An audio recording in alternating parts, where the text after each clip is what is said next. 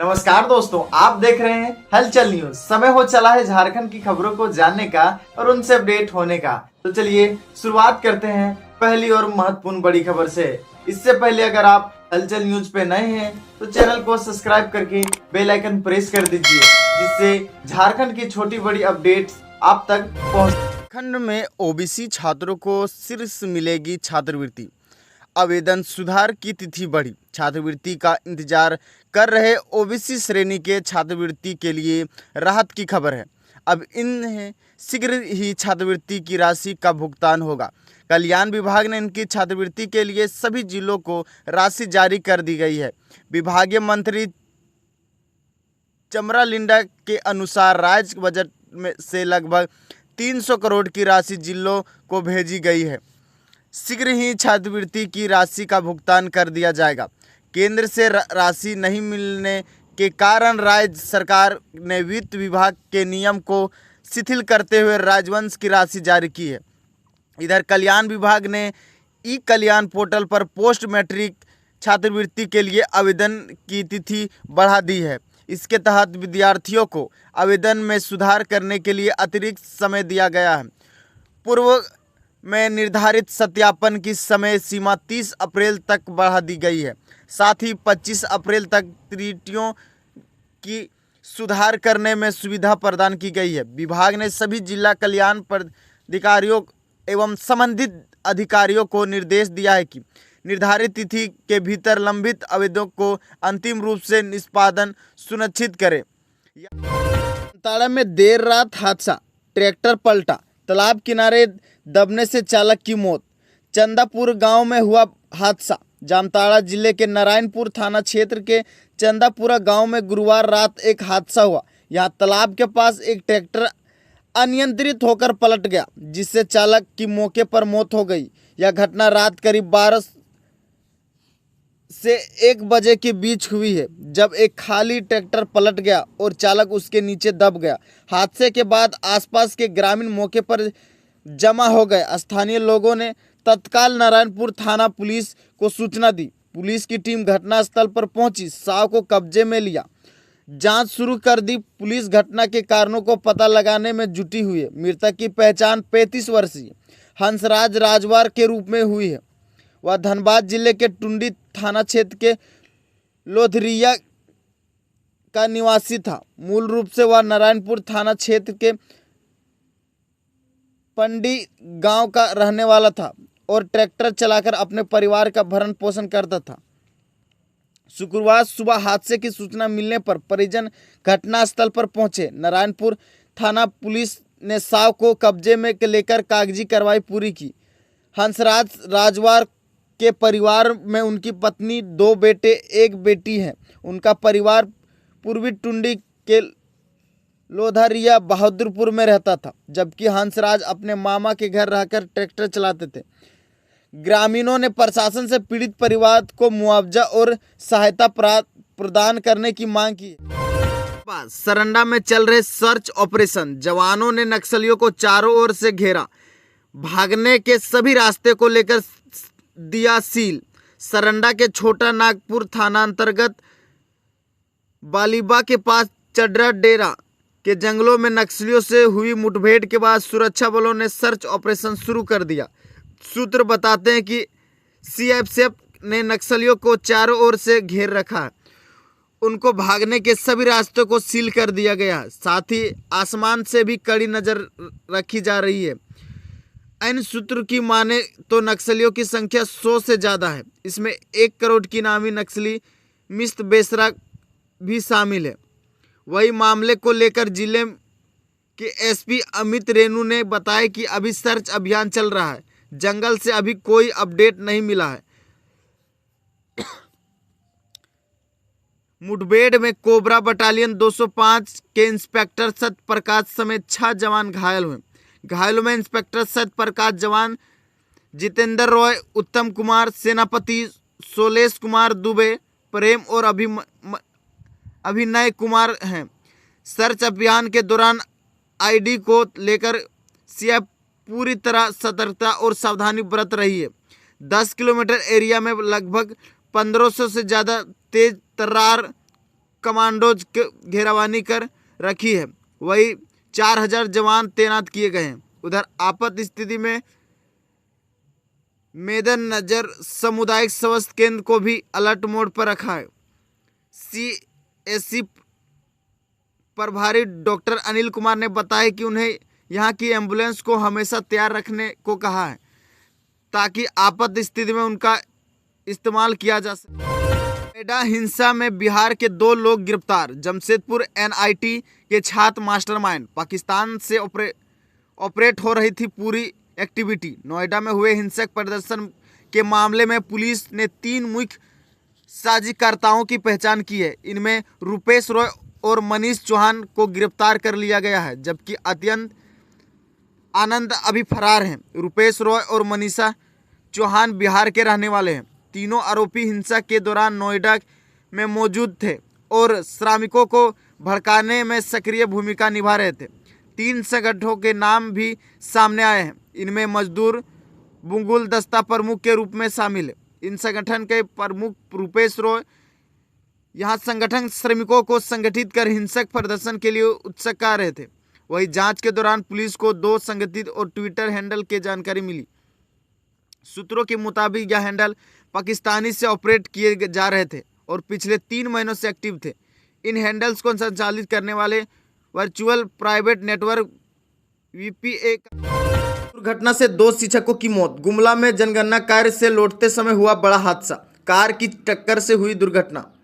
गुमला जिले के कमारा बड़ो मुख पर बुधवार दोपहर सड़क दुर्घटना में 2 शिक्षकों की मौत हो गई। यह हादसा कोटबो मोड़ के पास हुआ। दोनों शिक्षक जनगणना कार्य के लिए कमरा प्रखंड मुख्यालय जा रहे थे। इस दौरान उन्हें सामने आ रही कार से टक्कर मार दी।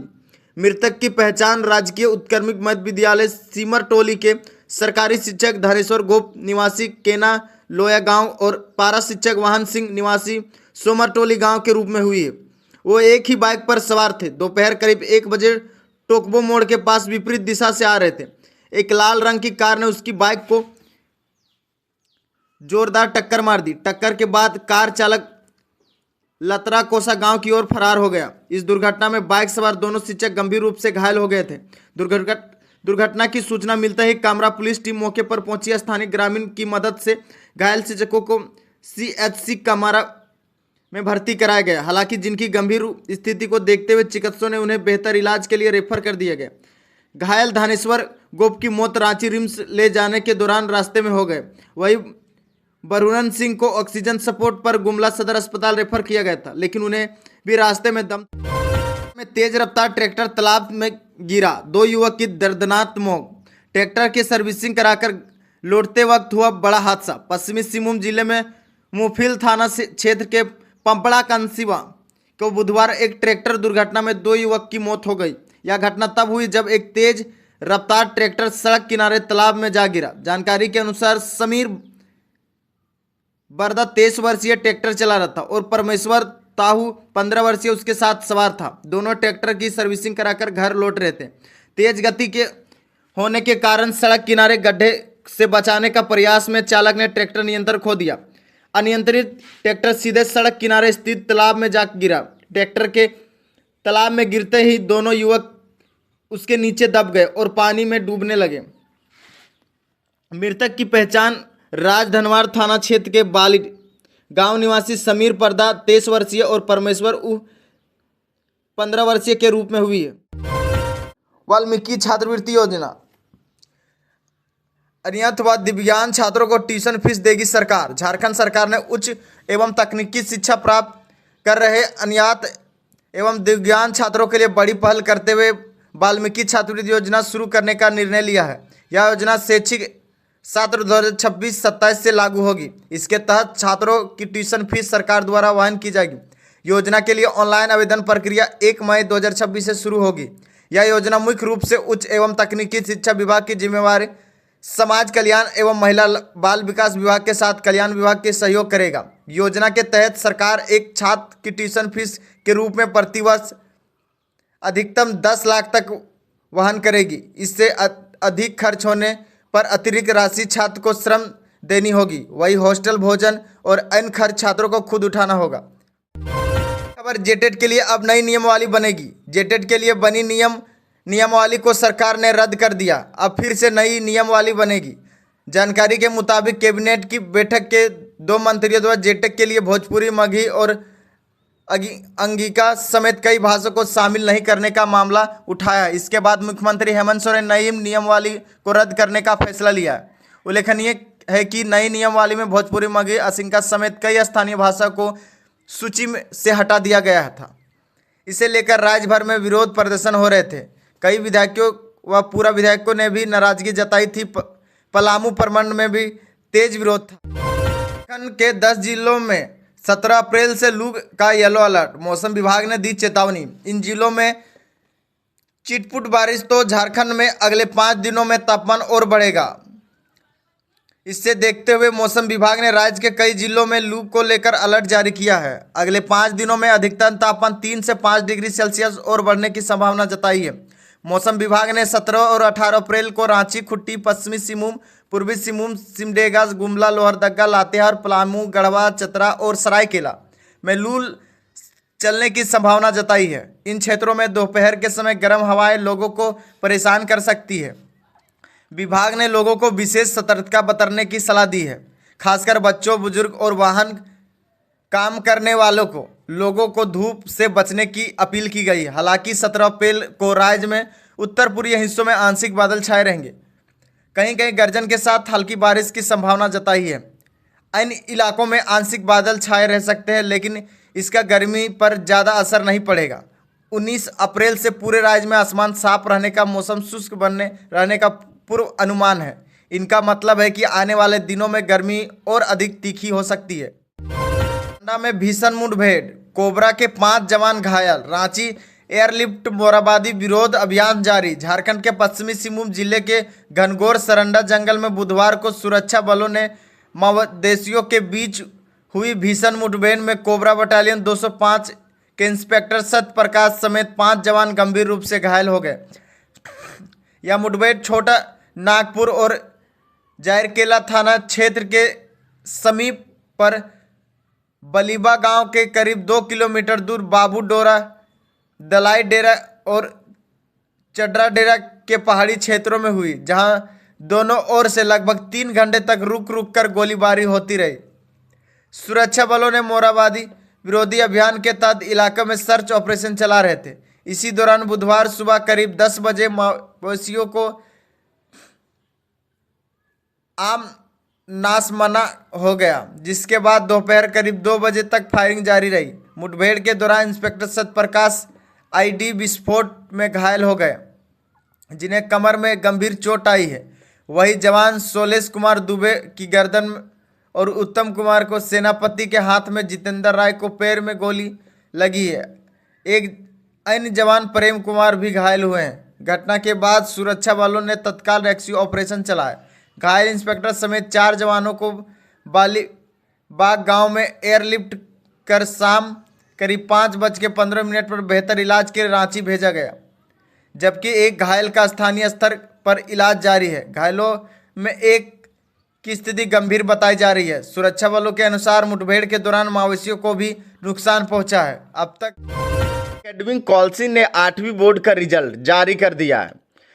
रांची जिले के अव्वल झारखंड एकेडमिक काउंसिल जेक ने गुरुवार को 8वीं बोर्ड का परीक्षा परिणाम घोषित कर दिया, जिसमें 93.31% परीक्षार्थी सफल घोषित किए गए हैं। परीक्षा बीते 2 मार्च को आयोजित की गई थी, जिसमें राज्य भर से कुल 5,16,168 परीक्षार्थी शामिल हुए थे, जिसमें कुल 4,81,647 छात्र छात्राओं ने सफलता प्राप्त की है।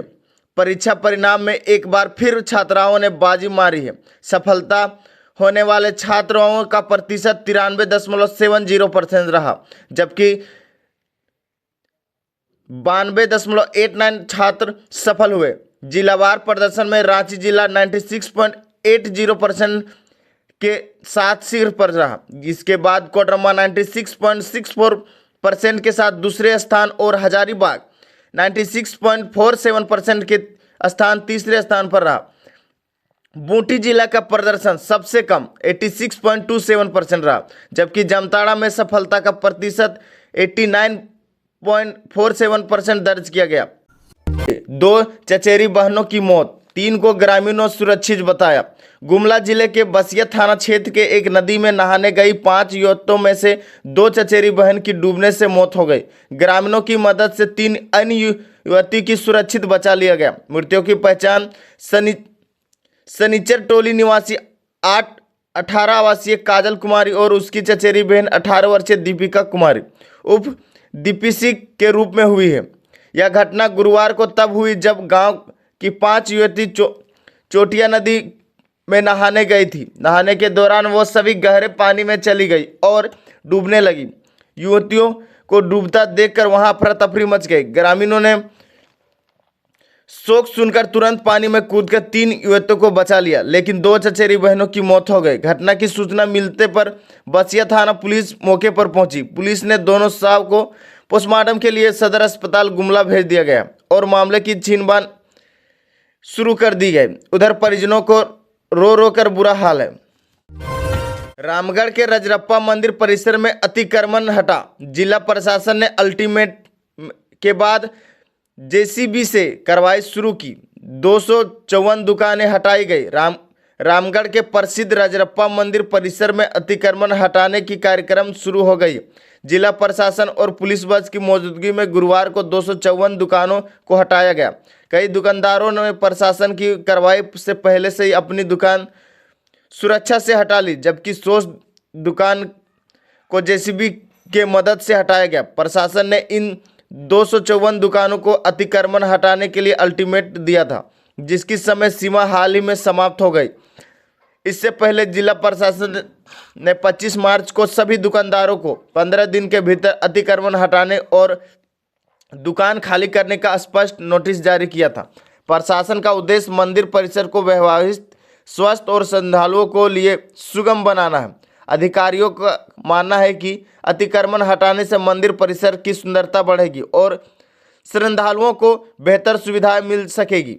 17 अप्रैल और कल 18 अप्रैल को इन जिलों में लू का अलर्ट, लोगों का सावधान रहने का सलाह। साथ ही इन जिलों को हल्की बारिश तो झारखंड में गर्मी से तेज रफ्तार पकड़ ली और राज्य के कई जिलों में तापमान 40 डिग्री सेल्सियस आसपास पहुंच चुका है। मौसम विभाग के अनुसार आज 17 अप्रैल, कल 18 अप्रैल को राजधानी रांची समेत 13 जिलों में लू चलने की आशंका जताई जा रही है। रांची, खूंटी, रामगढ़, हजारीबाग, लोहरदगा और पलामू सहित कुछ जिलों में लू चल सकती है। राजधानी रांची में तेज धूप और गर्म हवाओं का असर साफ दिखेगा। वहीं 17 अप्रैल को राज्य के उत्तर पूर्वी हिस्सों में आंशिक बादल छाने की हल्की बारिश होने की संभावना है, लेकिन रांची सहित आसिंका जिलों में मौसम शुष्क बना रहेगा। इधर पिछले 24 घंटों के दौरान राज्य में मौसम शुष्क रहा। इस दौरान कई जिलों में तापमान 40 डिग्री सेल्सियस से भी पार रिकॉर्ड किए गए। हालांकि इस दौरान रामगढ़ समेत कई क्षेत्रों में तेज हवाओं के साथ हल्की से लेकर मध्यम दर्ज की बारिश की रिकॉर्ड की गई। मौसम विभाग का अनुमान है कि आने वाले 5 दिनों में तापमान 3 से 4 डिग्री सेल्सियस तक की ओर वृद्धि हो सकती है, जिससे गर्मी और अधिक परेशान कर सकती है। मौसम विभाग के इस दौरान लोगों को तेज धूप और लू से बचने के लिए सतर्क रहने और घर से निकलते समय सावधानी बरतने का और पर्याप्त मात्रा में जो पानी पीने की सलाह दी गई है। तो झारखंड में आज कई क्षेत्रों में लू की चेतावनी जारी की गई है, तो कई क्षेत्रों में हल्की बारिश भी दर्ज की जा सकती है। इस 2 हफ्तों में मौसम के दौरान लोगों को अधिक सावधानी बरतने की सलाह। रामगढ़ में वज्रपात से युवक की मौत, परसा मातम। रामगढ़ जिले के रजरप्पा थाना क्षेत्र के त्रिपुर पूर्वी पंचायत अंतर्गत कुर्मी टोला में वज्रपात की चपेट में आकर एक किसान की मौत हो गई। मृतक की पहचान सरोज चौधरी पिता मोनू चौधरी 35 वर्षीय के रूप में हुई है। बताया जा रहा है कि मृतक ट्रैक्टर लेकर खेतों में काम कर रहा था। इसी बीच तेज बारिश शुरू हो गई। वही बारिश से बचने के लिए पास में ही पेड़ के नीचे बचने लगा। इसी दौरान वज्रपात की चपेट में आकर उनकी मौत हो गई। घटना की सूचना मिलते ही रजरप्पा पुलिस मौके पर पहुंची और उसके बाद शव को पोस्टमार्टम के लिए सदर अस्पताल रामगढ़ भेज दिया गया। घटना के बाद परिजनों को रो रो कर बुरा हाल है।